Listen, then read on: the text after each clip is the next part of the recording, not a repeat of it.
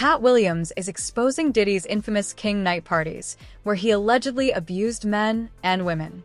These claims resurface in a new lawsuit, confirming what Katt revealed years ago. Motherfuckers be gay in Hollywood, you never fucking expect it. They be having these big ass mansion parties, and the mansion party, the whole mansion is a party, and then it's a separate party in the little rooms. I ain't been famous that goddamn long. I'm excited as a motherfucker to be at the mansion party. You be looking at all the goddamn rooms, and you fuck around and look in the wrong room and shit.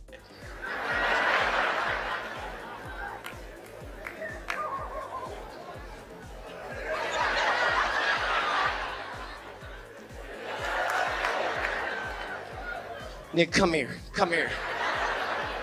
Is that Diddy's executive assistant, Philip Pines, has filed a lawsuit detailing disturbing claims about Wild King Nights, where participants were allegedly forced to serve Diddy sexually while he demanded drugs and alcohol. All stems, he says, from what happened at these lavish, drug-fueled nights called Wild King Nights. So this 32-page lawsuit, which was reviewed by multiple outlets, including Rolling Stone, was apparently filed in Los Angeles by a man named Philip Pines, who says he worked for Diddy from 2019 to 2021. So actually more recent than some other suits we've seen against Sean Combs that have been in the early 2000s or even the 90s.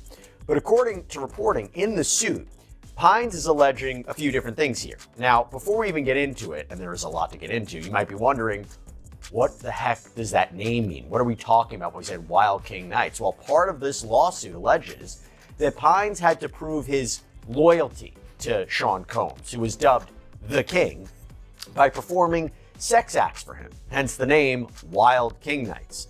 The suit even reportedly says that Pines was treated, quote, like an animal playing fetch in order to prove his loyalty. He says that Diddy instructed him to prepare spaces with these specific items. Quote, plaintiff was instructed by Sean Combs on multiple occasions to ensure his personal bedroom and or various hotel rooms were set up with red lights, ice buckets, alcohol, marijuana joints, honey packs for male libido, baby oil, Astroglide, towels, illegal drugs, and I'm sorry to say this, power banger sex machines. That's the way it's categorized. Now, if you're unfamiliar, Astroglide is a lubricant. And also on that list, allegedly, was an erectile dysfunction drug called Cialis and the morning after pill. So these party supplies, he says, were kept in a bag called the MVP bag. According to Rolling Stone, who says it reviewed a copy of the lawsuit, Pine says he couldn't just leave the supplies in the hallway and walk away. No, he alleges he had to be let into the room, meaning he ended up seeing what was going on behind closed doors, so to speak. By the way, as you can see from a lot of the stories that we cover on Sidebar, it just goes to show you how important personal safety is. And by the way, that is especially true when it comes to protecting your privacy online. I think you would be shocked at how much of your personal information is out there, like your address, your phone number. Do you ever wonder why you get so many spam calls and emails? That's because all that information is all public. But that is where our sponsor, Incogni, comes in. So this is a service that helps you take control of your online privacy by removing your personal data from data brokers, the huge companies that sell and trade your information without your permission. Here's the kicker. These data brokers have to remove you from their database if you ask them to. Now you're thinking, I don't have time to call a data broker. Well, again, that's where Incogni comes in.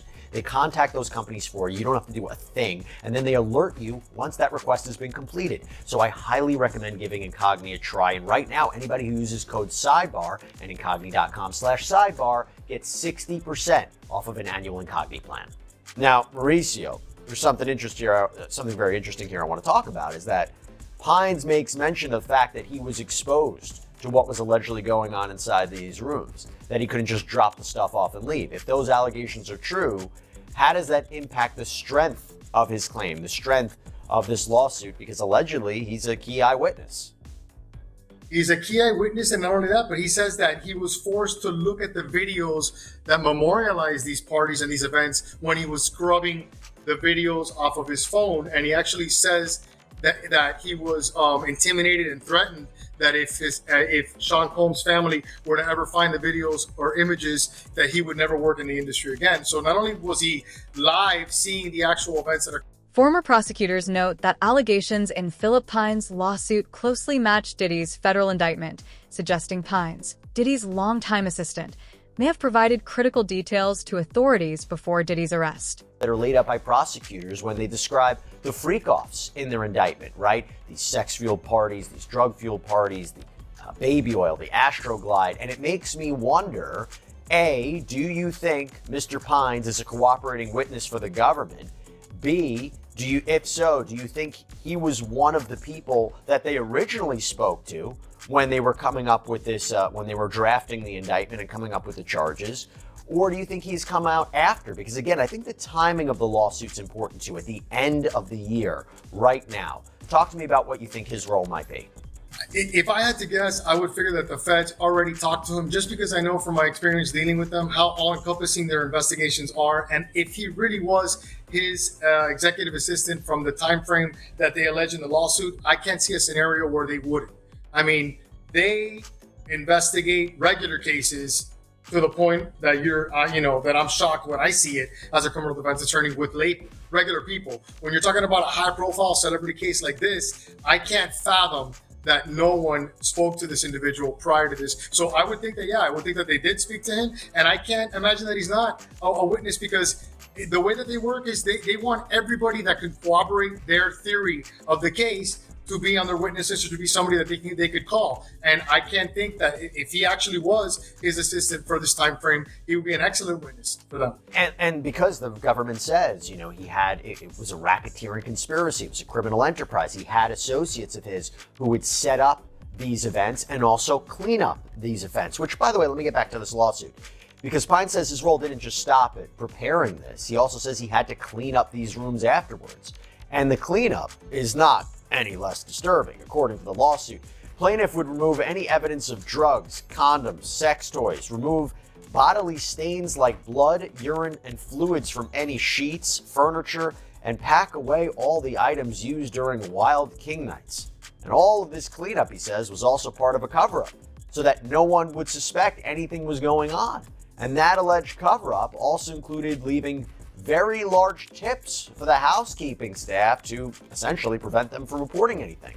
And going even further into the duties of his supposed cleanup, this also extended, as we were talking about, to wiping Diddy's personal devices of any evidence. According to the lawsuit reviewed by Rolling Stone, plaintiff was further instructed to scrub Sean Combs' personal devices, including but not limited to personal phones, laptops, tablets, of any compromising videos.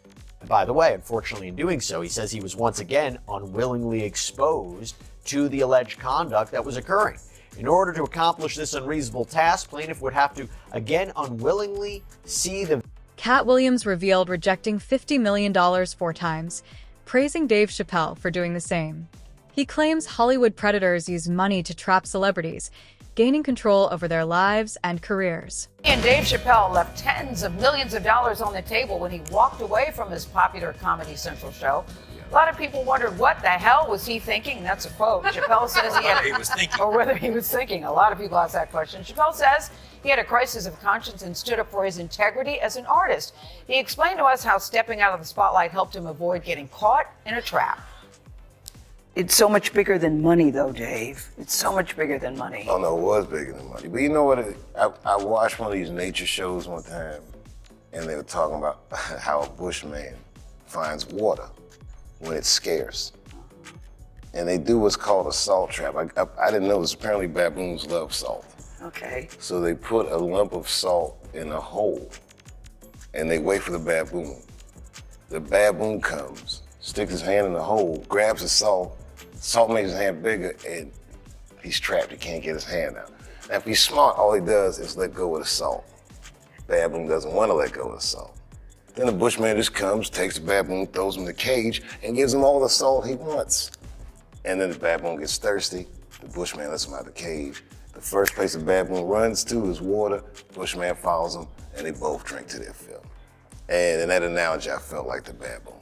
But I was smart enough to... Diddy allegedly craved control, demanding victims call him the Wild Night King at his parties.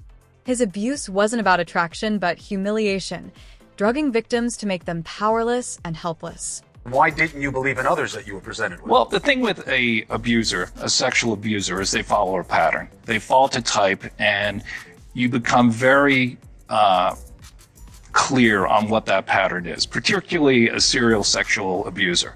And these cases were all identical in the facts, identical in the story. It was beginning, middle, conclusion. They know each other? Boom. None of them knew each Did other. you have them meet? No. Did you have them coordinate stories? No, no. Do you think they had any contact with each other before they came to you? Absolutely not. And when you were talking to them, well, first, the ones that you didn't take, why not? Stories didn't make sense. Stories didn't fit the pattern. Stories were not credible. I mean, this is my 30th year as a lawyer. I've tried over 100 cases. I can assess whether somebody's story is credible. And if I don't believe it, I'm not going to put my name on a pleading, sign it, and file it in court. I'm not doing that. And that's what I did with the 60 plus cases that I rejected. And this is not really your area of expertise. If people look you up, celebrity lawsuits is not really where you make your bones. Why this? Well, I was involved in the Weinstein litigation. Right. I was involved in the Paducah litigation. I was involved in the Hayden litigation.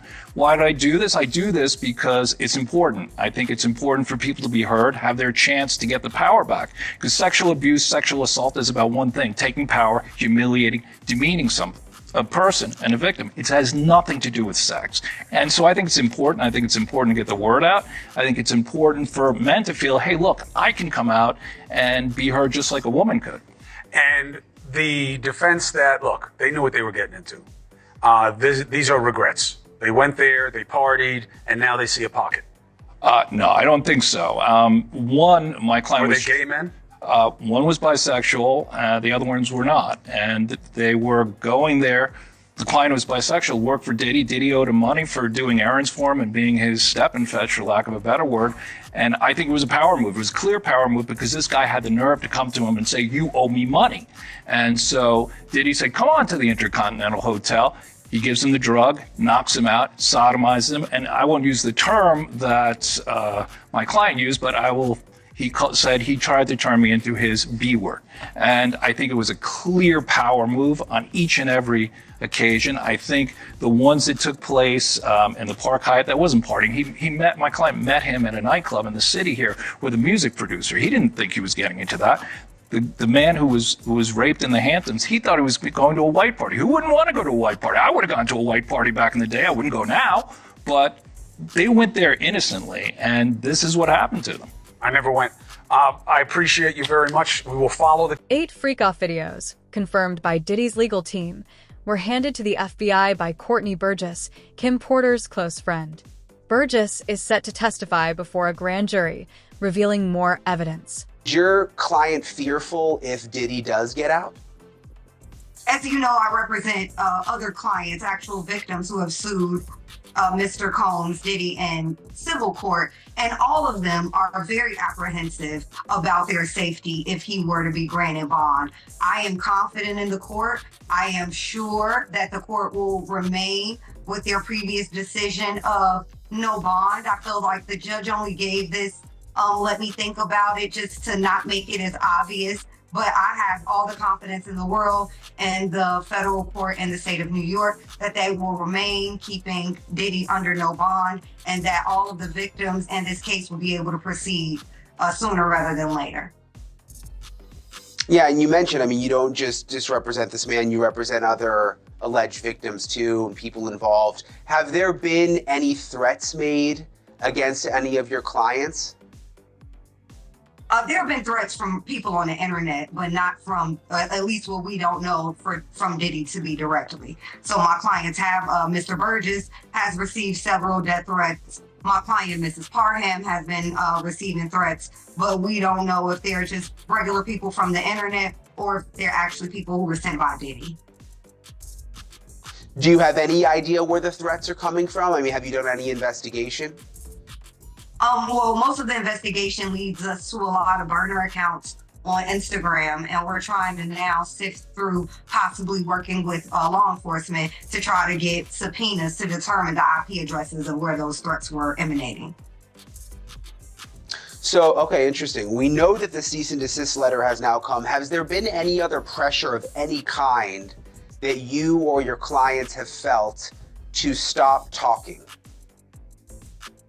In general, I feel that the gag order, when we talk about that, Mark Agnifilio wrote about me specifically, and also all the other plaintiffs in the civil lawsuits to try to have all of us gagged. There's pressure every day that is continuing to talk about this is putting not only our lives in jeopardy, but could be potentially used. Diddy, J-Lo, and Jay-Z are facing serious legal trouble. Cardelo Smith's lawsuit names J-Lo as a participant in Diddy's assault, while Jay-Z's team is accused of witness bribery and harassment. A Texas man is claiming Jay-Z's lawyers are bribing people to sue Busby and his law firm. This 13-page lawsuit was filed on January 3rd in Harris County, Texas, and the plaintiff in the filing is being represented by none other than Busby's law firm, who filed the suit on his behalf. Now, Jose Maldonado, who is the plaintiff in this suit, is suing Jay-Z's attorneys and his company, Roc Nation, but not Sean Carter, aka Jay-Z himself. According to the lawsuit, the defendants in this suit are Marcy Bryan Croft, her law firm MJ Legal, Roc Nation, and the law firm who is representing Jay-Z, Quinn Emanuel Urquhart and Sullivan. They allege the defendants conspired to obstruct justice by engaging in shadowy operatives to illegally get more than 24 current and former clients of Busby's law firm to turn around and sue them. The suit claims Roc Nation is financing this alleged effort, while attorneys Marcy Croft and the law firm Quinn Emanuel are orchestrating this whole thing.